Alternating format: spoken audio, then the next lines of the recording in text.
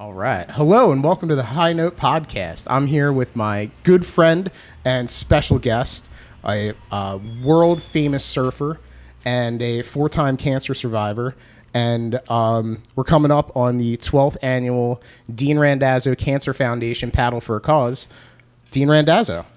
How are we doing? First off, thanks for having me on the show. Pretty excited to be here. Dean, we've had a lot of conversations, but not on the microphone. Nah, usually, sometimes we don't have coffee in our hand either. Exactly. Yeah, usually it's a different kind of beverage. So, Dean, let me ask you, how do you feel? I feel great right now. I'm feeling good. I've been getting ready for this paddle, so yeah, I'm actually feeling good, eating good, and getting on it, getting after it. Absolutely. And so let's. I guess we should go back to give people a little introduction as to who you are, just in case they don't know you. Dean Randazzo, the Jersey Devil. Yeah, born and raised here in Atlantic City, in Margate, and then moved over to Somers Point. Always loved surfing, growing up at the beach. Moved to California to pursue a career in surfing. Made the world tour and got to travel around the world for like 20 years surfing, doing what I love. But, long story short, in 2001, I got diagnosed with Hodgkin's lymphoma, and I kind of was a bit shocking because I was at the top of my career, super healthy and fit. I even went to the doctor a couple times. He's like, "Oh, you're healthy." He's looking at me, but I came back after getting biopsy. I had Hodgkin's lymphoma. Wow, and this is what year did you get diagnosed with Hodgkin's? 2001, which is the same year that the Cancer Foundation was founded, right? Yeah. Well, what happened there was, coming from New Jersey, it was kind of a tough place to get sponsorships, and I was like, oh man, now I've got this to add to the trouble of getting sponsored. Who's going to want to sponsor me with a cancer diagnosis? So, kind of kept it undercover. Just told my mom, my brother, my sister, my close family knew, and then kind of kept it under wraps for a few treatments. But the U.S. Open was coming up, and my brother Joe was driving me back to the airport to go out to California, and I was talking with Scott Daly over at Body Glove, and he's just take the bad situation and make it, figure out a way to make it positive, and maybe having an unveiling of your diagnosis at the U.S. Open and kind of do something positive with it. So Joe and I were talking how do we do that on the way back to the airport. He's driving to Philly, and I was flying out there for that, and we're like, let's do a contest to raise money. I'd had health insurance at the time. I'm thinking, well, what if I didn't have health insurance? What would I have done? And I know a lot of my friends at the time didn't have health insurance because us surfers, we rather get a plane ticket than spend money on health care. We're still kind of young. And so that's where that kind of started. And then we did the contest. I had a big outcoming at the U.S. Open, and I did pretty well in that contest, even though I was on my 4th bout of chemo at the time. And then we set the contest for the Surf for a Cause first annual in September. And then that was September 11th hit, 2001. We all know that day. And I was supposed to actually fly that morning. My brother calls me up to turn on TV. And wow. I'm like, I'm not flying. And so we had to postpone the event for a couple weeks. And flying out of L.A. was a nightmare, carrying all these box of T-shirts that Body Glove made for the contest. It was then we got the contest, a huge support for the event. We raised a lot of money. Hundreds of people came down that year for the event, as they've been supporting for years to follow, But it was just great. That's where it kind of started the foundation with, taking a bad thing and trying to make it positive, help other people. Yeah, and that's kind of a thread through your whole life is positivity. Where does this positive, were you always a positive kid growing up playing sports, or was it? I think so. I don't know. I was super shy. I'm still kind of shy. It takes a little while to get to know me. I don't just open up right away. So I don't know. I think being shy, I think I always had to do to show people what I couldn't say. So I don't know how else to put that, but so my actions always spoke louder than my words, and I guess that was where the positive came from. And the funny thing is, Garden Margate, there used to be a Margate bowling alley, and I used to go in there and bowl. I wanted to be a pro bowler. I was actually pretty good at age 7 and 8. I didn't know that. Really? Imagine that. Yeah. I used to watch the pro bowling thing on TV and absolutely all that kind of stuff. I had to spin. I still got the curve today, but anyway, it was pretty funny. And then can you beat your kids in bowling? Absolutely. Pretty handily? Yeah. And then then went on to baseball. I really wanted to be like play baseball, and it was pretty cool. Margate in 1980, our Little League team won the state championships. Went to Northeast regionals for Little League, which was pretty cool to go through all that. What position did you play in baseball?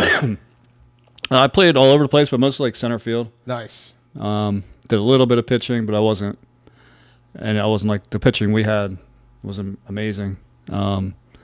So I wasn't on that level of pitching, but I was a good center field. Yeah. I played center field. I love center field. I love center fielders. Andrew McCutcheon right now is my favorite player, or I think he plays. I don't think he plays center field. I the part of the podcast is that I don't know what I'm talking about. I ask you all the questions. What position does McCutcheon play? Do you know? I don't know. I don't really. Should know. So when did you start surfing? Started surfing. Well, it's tough to say because I grew up at the beach and I started to go to the beach at like age 8 by myself and boogie board, these little styrofoam boogie boards, and then like my brother and I were starting to stand up on those things, but they'd slide all over the place. And then it got like kind of fun to like run over the shoebies that were out there in front of the lifeguard stand. We were kids, but whatever, messing around. And then they came out with these little plastic like glue-on fins. I mean, they were like little, like literally like maybe 3 inches high. Yeah. 2 inches high, I think maybe. So like cut the cloth off of my board and I stuck those on there, and I took them down and I was like, and the board would actually hold in, it wasn't spinning all over the place. I was like, wow, this is pretty cool. And then like some older kid came and knocked them off, broke them off. I was like, Margate was a tough town. And then, so then this other kid actually let me borrow his board, and I thought he was setting me up because I was like what everybody did back then. They set you up, like, take out that board, it's mine, and then it's some other big kid's board, and beat you up. Yeah. So I was like, no. I was like, totally thought he was like setting me up for that. But he let me borrow it, took it out, and I was like, that's the feeling I was looking for, a road cut across my first wave. I was like, man, that's it, man. That's what I was looking for, And then I didn't have a surfboard that summer, so I stood on the beach. And a super shy kid, but I really want to surf so bad that like when someone would come in, I'd be like, "Can I borrow your board for like 5 minutes or whatever?" And that's how I kind of started. And one day, like I borrowed this kid's board. I begged him. I'm like, "Can I borrow your board?" He's like, "All right, you got 15 minutes. If you're not in 15 minutes, you're gonna get punched in the face." And I'm like 11 or 10, or maybe no, it was probably 9, and he was probably like 15. And so I'm out there, and it's kind of breaking out a little bit far, and I couldn't get a wave in, so I like knew like, when people say something, they're gonna do it. So I'm like, I can get in before I get punched in the face. So I start paddling in, and then like he's swimming out. I'm like, oh no, he's swimming out, right? So he punches me in the face, takes the board, and that was that. Now, as you progressed in your surfing, did you still get punched in the face in the lineup, or how quickly did you start to dominate the local breaks in Margate and Ocean City? I don't know. I grew up surfing like Margate Pier. It was just me and my friends, so there were, we were locals there, so it wasn't like a problem. And then we moved to Somers Point, and I got over to Ocean City, and everyone was pretty cool to me. It was, I guess when you surf good, people kind of, I never really like paddle right to the peak, right at the first. I kind of like work my way in a little bit, earn your way up. But just growing up in Margate, surfing Atlantic City, I kind of knew a lot of people already, so it wasn't really a big deal. Now, did you realize that you were good, or did people tell you that you were good at surfing? Probably people told me I was good. I mean, I struggled. My equipment was like horrible growing up. I mean, I had this board that was like duct taped and just drug water. I mean, it was just like the fin would fall out. I had like this lock thing, and the leash was attached through a hole in the fin, and sometimes if board would go and the fin I'd have my fin, that was it. And then I got this other board for $30. It was like a tank. It was like so wide, I couldn't even put my arm around it, and it's just like weighed like 30 pounds. Like it was like so heavy it was like surfing on like a oil tanker trying to turn it. But I think in retrospect it kind of probably helped with my power, because it took me so much strength to turn the thing. And then finally, like 8th grade, I got my first like board off a surfboard rack, and I'm like, oh my God, this is like so easy to turn. And I was like instantly starting to like surf really good, really quick. Is that when you started to take it seriously, when you got that first real board? I just love surfing. I don't know.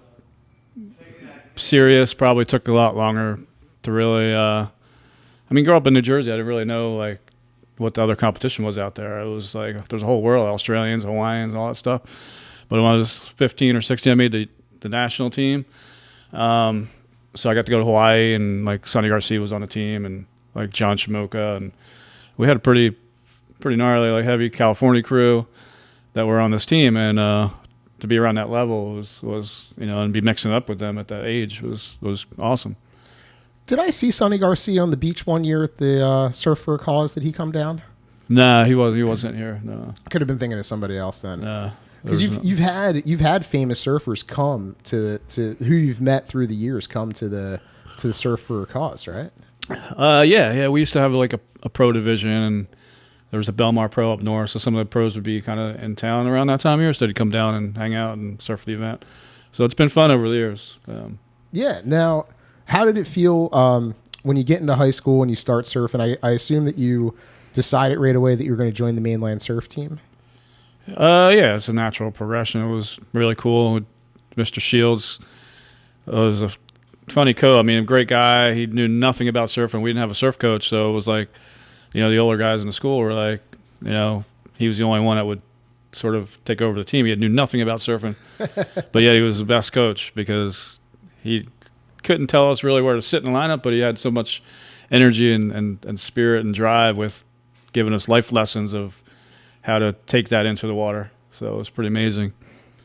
And how, how did it feel when you first decided that, or when you went out to California? I think it was your senior year when you went out to Huntington Beach, was it? Yeah, there was like the nationals out there you go out for in the summertime. That was a great opportunity to go out there. And what was that experience like? Was that your first time on the West Coast? Yeah. Just amazing. It's overwhelming because there's so many kids out there surf good, and you have like all the big name pros surfing. Like you're in that lineup with them. You're like, geez, I'm in the lineup with like Mike Lambresi, like these guys that are like on the world tour, and it's kind of a shock because wasn't used to that. You grew up in New Jersey, like it's kind of in left field, like out of the normal ballpark, and so it's just a different experience. And all the kids they have class that they go surfing. Before school, like they get to go into school at like 9:30 or something because their first class is surfing. That's amazing. I'm like, you mean you got to get up? I would be to school every single day if I had that. Like, it wouldn't be a problem. I wouldn't have to cut school. Just go surfing all morning, go to school, and then go surf after school, and you're happy. Perfect. So it's a different culture out there. They grow up with so much competitive skills and all that kind of stuff. But Jersey's come a long way. We've got a lot of talent here these days. It's we got like a hotbed, a breeding ground, and a really good surf culture here in New Jersey at this point. Yeah, and it's amazing because you lived in California for how long? Over 20 years. It's been wow. a long time, yeah. And then you came back basically after your cancer diagnosis with the first Surf for a Cause, right? Yeah. Well, I've come back and forth, even though I've been gone for 20 years. I always called here home, and I always came back like 3-4 times a year. There was a lot of East Coast events back then. I'd come back for like the Belmar Pro, and then there'd be something in Virginia Beach, and then there'd be something maybe in Florida. So I was always kind of coming back and forth. But I lived in California like permanently. But after being diagnosed, and then I got re-diagnosed in 2007 and re-diagnosed in 2000. Just 2008 was my last time I went through the stem cell transplant. But I moved back here like 6 years ago in 2013 to open up Jersey Devil Surf Shop, and then got that up and running, and it's still going today. So. Now, did you always have the idea that you wanted to come back because the first Surf for a Cause was in Margate where you lived? Was that always an idea that you wanted to come back and kind of get back to your roots? Not so much live here because the winters are pretty tough, and I was pretty happy in California, and I wanted my kids to kind of grow up in the surf culture out there. But having the opportunity came about with the surf shop. So we kind of up and moved the family back, and here I am, got that up and running. And now I'm doing real estate full time, and I've got a surf school down in North Wildwood. So I'm keeping busy back here, and I try to get out here a little bit in the wintertime, and that's fine for me. Yeah, absolutely. Now, how's the training been for the Paddle for the Cause? Good. It's top secret. I can't tell you what I'm doing. No, actually, I'll post some stuff up on social media to show you guys what I'm doing now that everybody kind of knows what I'm doing. Yeah, just I don't know. So you're gonna paddle 22.5 miles around Absecon Island, Atlantic City, Ventnor, Margate, Longport. Yeah. Well, I think get back to the training. People kind of ask questions like, "So you getting out there paddling a lot? How many hours you paddling?" I'm like, I'm barely paddling at all. I think for me, mine's more cardio and getting the full range of motion of the body and gaining muscle and just getting that my body ready for it, so to speak. Getting the endurance part of the training down, because I can paddle all. It's just getting the endurance and the mindset. Yeah, I mean the fastest time on a paddleboard is something like 6 hours, right? I think it's just over 5, but those guys are kind of animals. That's what they do. I'm going to be happy just to finish. I'm going to finish. I don't care if it takes me, 8 hours. I'm going to finish. So even though I think there's a time limit that we have, but I'm not getting on that boat. I'm finishing. Absolutely, man. Care if it's dark out. And it's an incredible event. It's been going on for 12 years. It started out pretty humbly. It was like what six of your friends, right? Who paddled out in Margate. 7. They That's Mike right, May. the original 7. Yeah, I guess his wife came up with the concept, and then he implemented the plan, and then Paul Junta picked up on it, and it moved into the first year wasn't part of the Cancer Foundation, but he handed it over, and Paul Junta picked up and ran with it. It's just been growing ever since. Just a great event. I mean, we got a 4 mile, 8 mile. We understand that most people can't do 22 miles, and we don't expect that. So we put the 4 mile. Anybody could do 4 mile in the back bay, and then 8 miles, and all in the back bay. So we adjust with the tide. So it's actually a really nice paddle back there. So if you come out and do it, don't worry about I can't do it. There's plenty of boats around. You can always get on a boat, and you're not going to be stuck out there. Yeah, and it's cool because you go to the Wonder Bar, which is nice. Go to the Wonder Bar, get some drinks. Yeah, I mean that's sort of what my program has been over the year. More like the spokesperson, the social, like a meet and greet people, and in there for support. So I'd usually do like the 4 mile and go and hang out at the Wonder Bar for a little bit. It's usually around lunchtime when we get in around there, and then they had a shuttle back too if people didn't want to paddle back, or you get back on your board and you paddle back. So it was a nice little stopping zone there. Yeah. And what made you decide to do the 22.5 this year? Just something inside me. I mean, I don't know. I mean, things in my life, I kind of just feel like the energy, like I almost feel like my path has already been written. I just have to like follow it. And for me, I was just like, what's my excuse? I don't have an excuse not to do it. Like I felt like this fire to do it. And, I really haven't been motivated in the last few years with, some family stuff going on, but I kind of feel driven again. So that's great, man. And how does it feel? The Paddle for a Cause is widely, I think, the highest grossing fundraising event that the Dean Randazzo Cancer Foundation has. How does that feel to see an event with your name on it raise $100,000 and then see an organization with your name on it give, I think, close to $750,000 since 2001?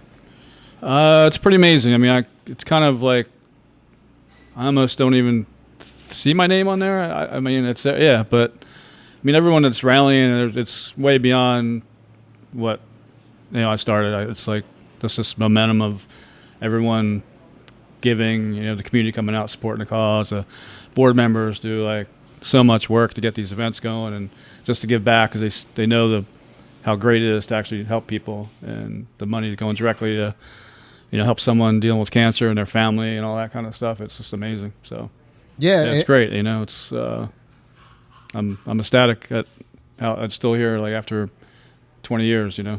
It's amazing, and it's great because you've got a chance to meet some of the people that you've donated to, right, over the years. Yeah, absolutely.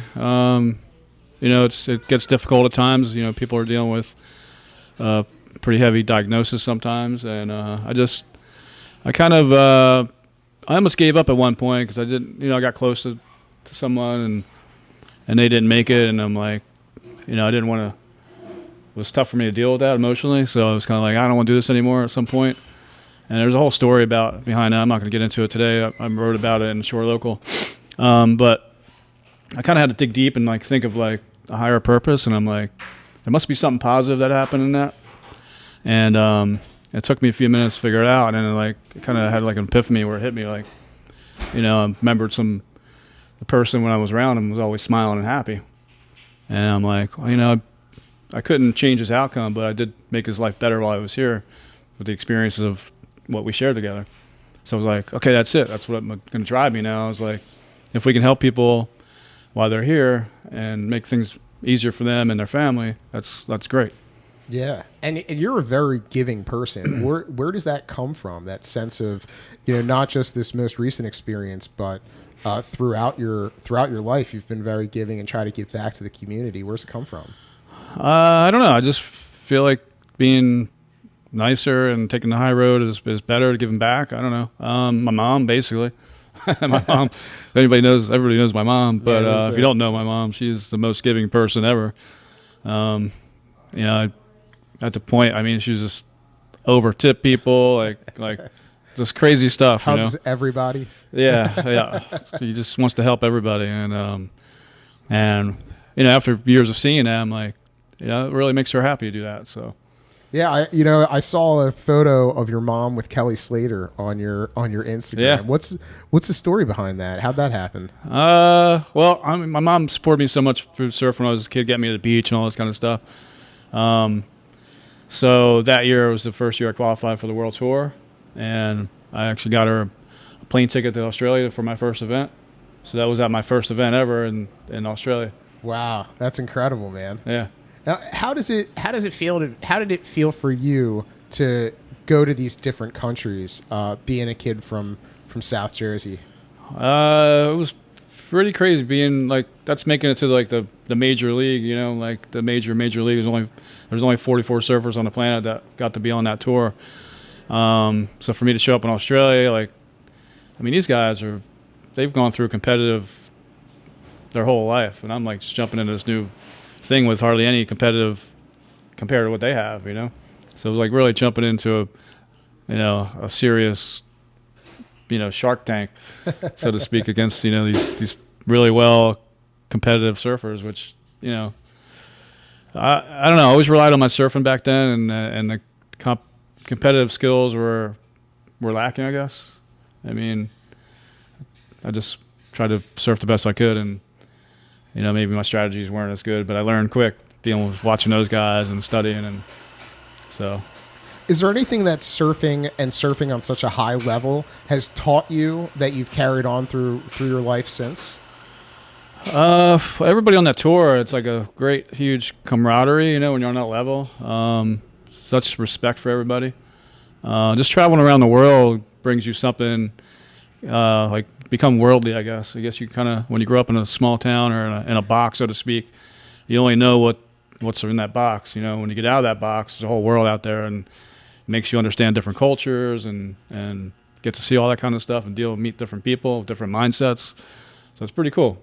Yes, surfing in and of itself is not just a sport. It's really a culture. There's a lot of things that go around it. There's, California tachos. Right? Oh, yeah, it's a whole cool. Yeah, absolutely. Music, Like Jack Johnson was a pro surfer.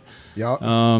Surfer Quicksilver way back in the day, and look what he's brought to, just like picture him playing music with flip flops on and going surfing, and the whole Mexican thing, the tacos and burritos and stuff like that go hand in hand with surfing. At the early ages there was probably some lackluster, like hippie type stuff, like people thought, the surfers are just potheads and whatever. That's not even the case, but it's a whole different culture out there, and just the whole thing of the journey of surfing is like to find that secret spot, that empty wave, it's kind of like a journey of what surfers search for. And what is it about music that goes so well with surfing? It's like, it's such a, like surf guitar, Dick Dale, that like heavy bass, What is it? Well, I mean, if you look at surfing, it's not just surfing. Surfing's like you have a canvas, so it's actually art. People are out there expressing themselves on waves. So it's sort of like an art form. So, you look at music's art. There's a lot of art that goes around surfing too. Photography. It's all art. Yeah. So that's why it goes hand in hand so well. And surf videos too. I mean, I learned about some of my favorite bands to this day from watching surfing videos growing up, and then waiting for the credits to see who that band was who played that song. You ever get into stuff like that? Do you have any favorite surf soundtracks, like from a surf video or anything? Yeah, I don't know. Social Destruction. I don't know. There's a whole bunch of so many of them. I don't know. Yeah. It's like, and you remember like that guy ripping in that part, and the music just sticks out in your head. Yeah, exactly. It almost goes so well together that it syncs them together perfectly in your brain. So whoever did the editing, they probably knew that song was perfect for that person's personality, which fit the way he was surfing, and it all comes together, and then good stuff. Do you ever listen to music to get pumped up for a session or anything? Absolutely. When I was on tour, I'd put the headphones on and listen to some heavy metal or something to get you pumped up. Certainly weren't listening to like jazz or anything like that before a heat.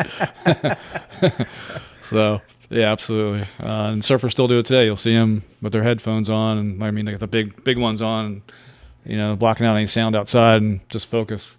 Yeah, all athletes. It's a very, you see basketball players do it. You see baseball players when they're warming up. They're all listening to music, getting pumped up. Yeah, absolutely. Gets you going, man. Gets the body pumped. So I in our pre-interview, I learned that you're not going to be listening to music during this paddle for a cause. I don't think so. I don't think so. What are you going to do? Just listen to the waves? Yeah, just take it all. Just enjoy it out there in nature, man. Out there in nature. I don't know. When I go to the gym, I don't usually use headphones either. It's kind of like a mind-body thing. Really? You don't want to be distracted. You just focus on what you're doing, and like a mind-body thing. That's amazing.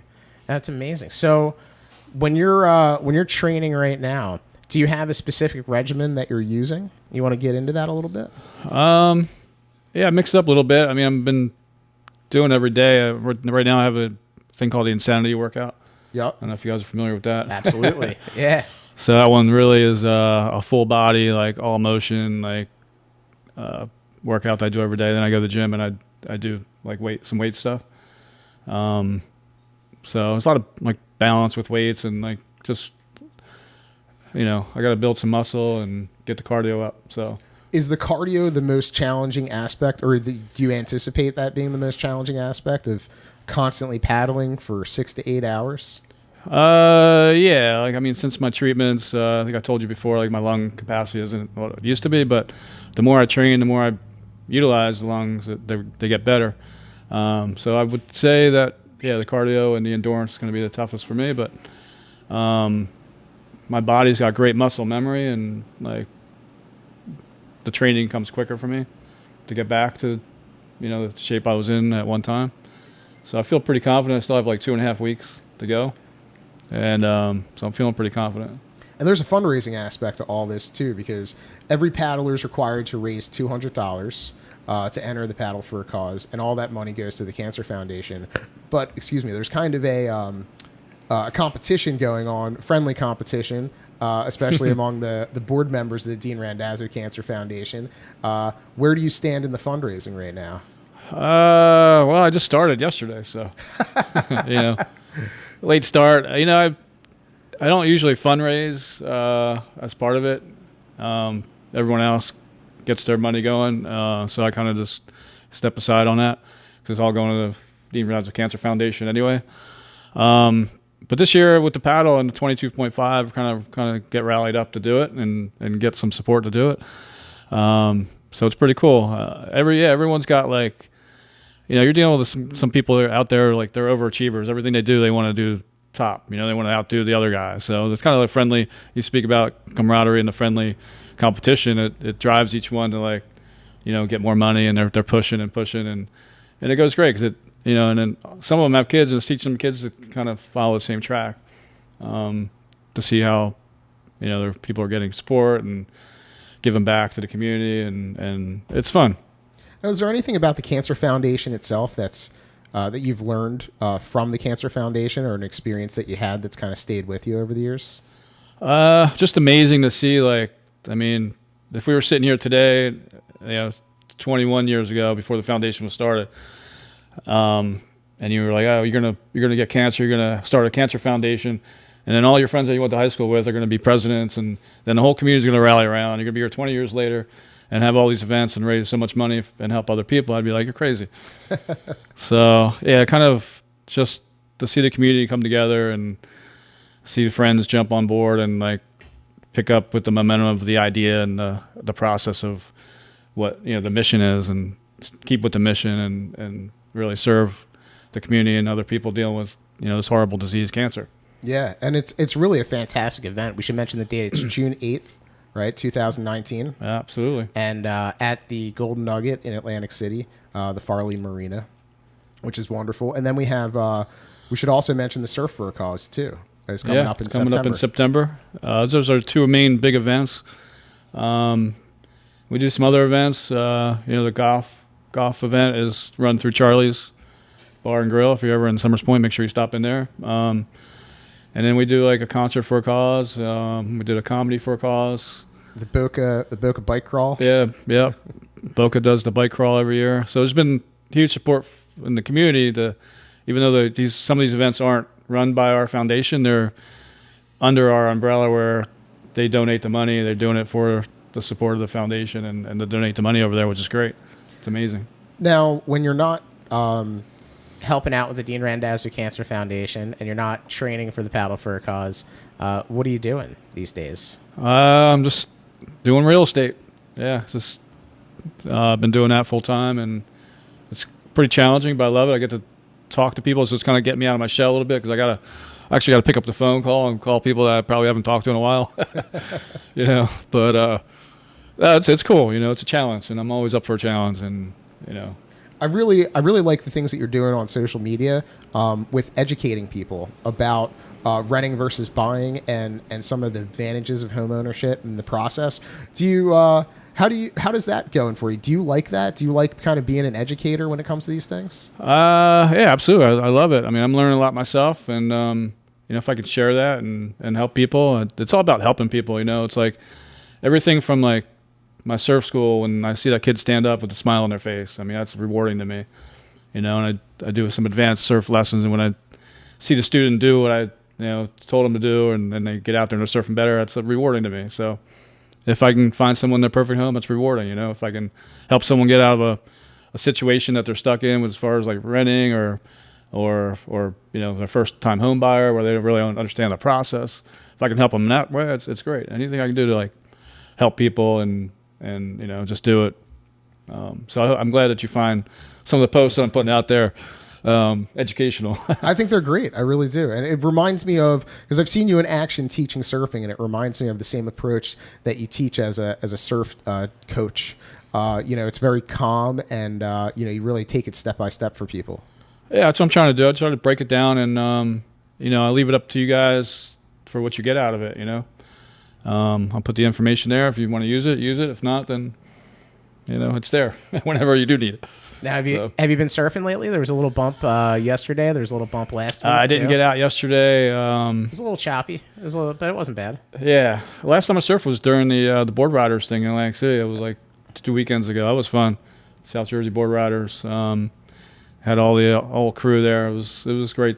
And we had a good wave. So I'm waiting for the next swell to come. And I'm ready, and it's going flat, sort of. Will you call me? Will you let me know when you're going out? Will you let me paddle with you? Absolutely. You ready? Absolutely, man. I got the board ready to go. It's waxed. Yep. I have your lessons in my head from the last time you showed me a thing or two about a thing or two. Perfect.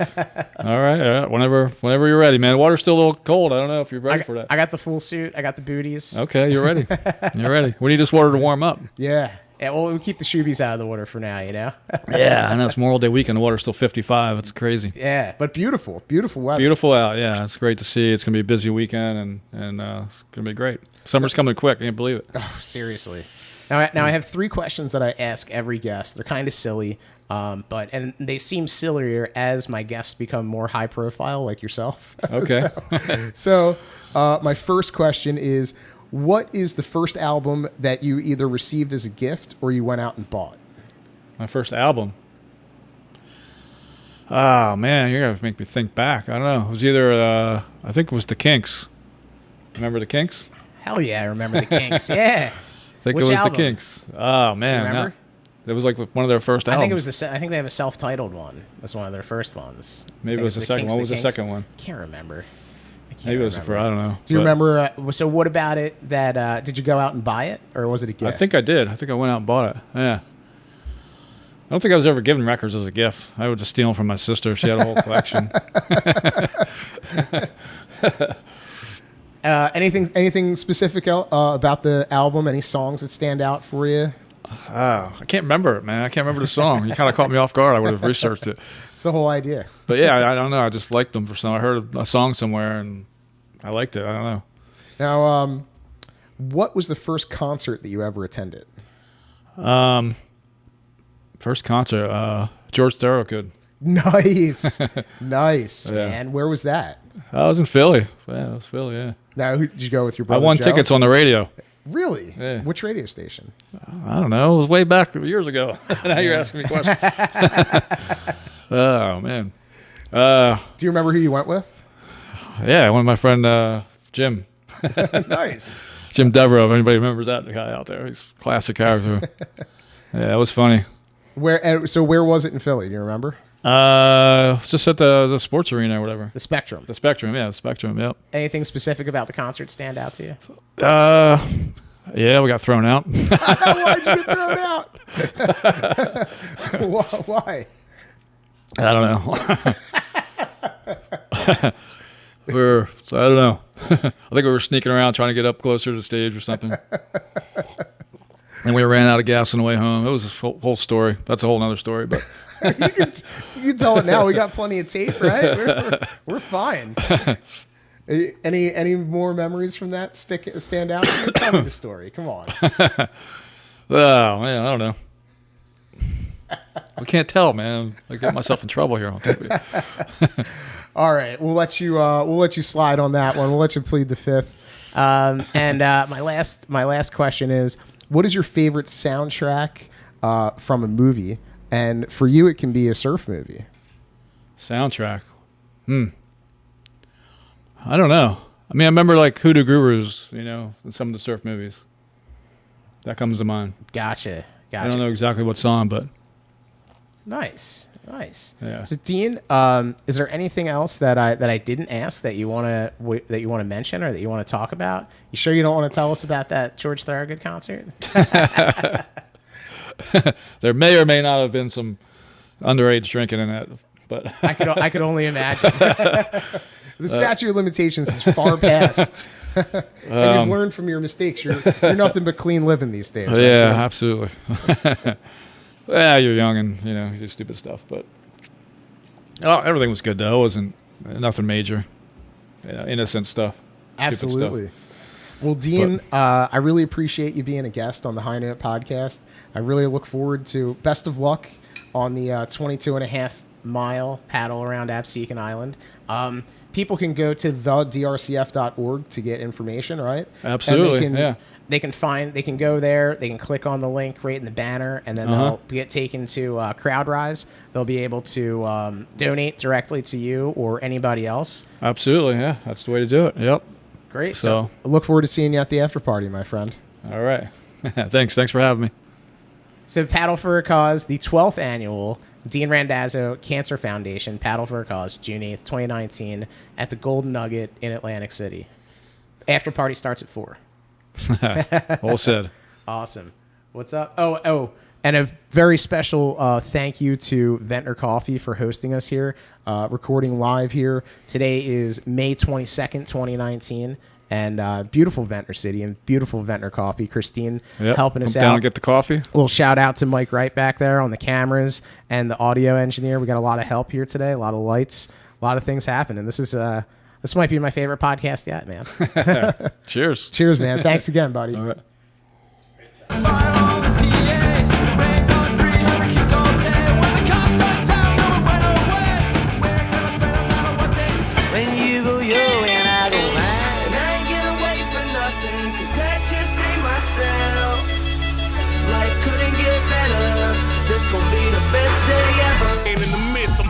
biff. I resurrect Jesus myself and buy him a spliff. It does go well with the chicken. Delicious again, Peter.